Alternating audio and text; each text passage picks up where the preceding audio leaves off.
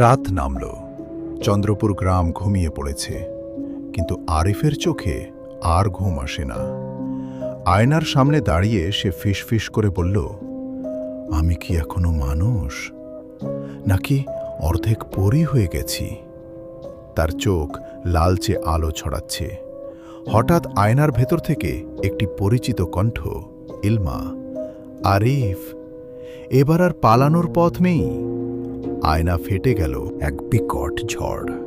মাটি ফেটে আরিফ পড়ে গেল অন্ধকারে। চারপাশে শুধু চিৎকার, কান্না, মন্ত্রোচ্চারণ।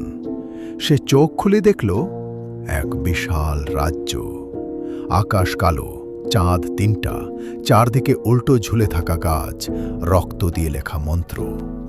আরিফ, এলমা, তুমি কোথায়? পেছন থেকে কণ্ঠ, এলমা, স্বাগতম পরীর রাজ্যে। কিন্তু ইলমা আর আগের মতো নেই। তার ডানা কালো, চোখে আগুন, মাথায় রক্তের মুকুট। ইলমা ধীরে ধীরে বলল, এই রাজ্য ভালোবাসায় তৈরি হয়নি। ভালোবাসা, এই রাজ্যে বিয়ে হয় রক্ত দিয়ে, আর শেষ হয় আত্মা দিয়ে। ইলমা ধীরে ধীরে বলল, এই রাজ্য ভালোবাসায় তৈরি হয়নি, এটা তৈরি হয়েছে ব্ল্যাক ম্যাজিক আর রক্ত দিয়ে। সে দেখালো এক বিশাল সিংহাসন। সেখানে বসে আছে পরীদের রানী জিন্দারা।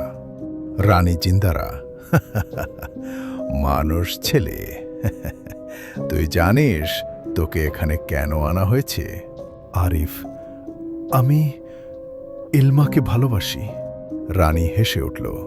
রানী, ভালোবাসা? এই রাজ্যে বিয়ে হয় রক্ত দিয়ে, আর শেষ হয় আত্মা দিয়ে। রানী ঘোষণা করল, রক্তচাঁদের রাতে মানুষ আর পরীর বিয়ে হবে, যদি মানুষ বেঁচে থাকে। চারদিকে মন্ত্র শুরু, ক্লারাতিম ব্লাডামর, আত্মা ছাড়। ইলমাকে আনা হলো কালো শাড়িতে, তার চোখে জল।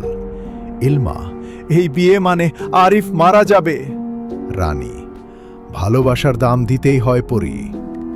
আরিফ সামনে এগিয়ে গেল। আরিফ, কিন্তু ওর চোখে আর কান্না দেখতে চাই না। পরীরা স্তব্ধ। মন্ত্রের বৃত্তে আরিফ দাঁড়ালো, ইলমার হাতে ছুরি। ইলমা, আমি পারবো না। আরিফ, ভালোবাসলে সাহস লাগে ইলমা। ইলমা আরিফের হাতে কেটে দিল। রক্ত মাটিতে পড়তেই পুরো রাজ্য কেঁপে উঠল। চাঁদ লাল থেকে কালো হয়ে গেল। হঠাৎ আরিফ চিৎকার করল। তার শরীর থেকে আলো বেরোতে লাগলো।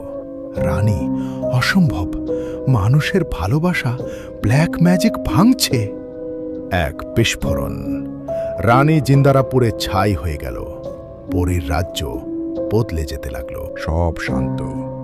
ইলমা আর আরিফ দাঁড়িয়ে। ইলমা এখন সাদা আলোয় ভরা। ইলমা, এখন আমি রানী, আর তুমি? আরিফ তার হাত ধরল। আরিফ, আমি তোমার স্বামী, মানুষ হলেও তোমার। দূরে নতুন সূর্য উঠছে, কিন্তু শেষ লাইনে এক কণ্ঠ, ভালোবাসা জিতেছে, কিন্তু অন্ধকার এখনো বেঁচে আছে।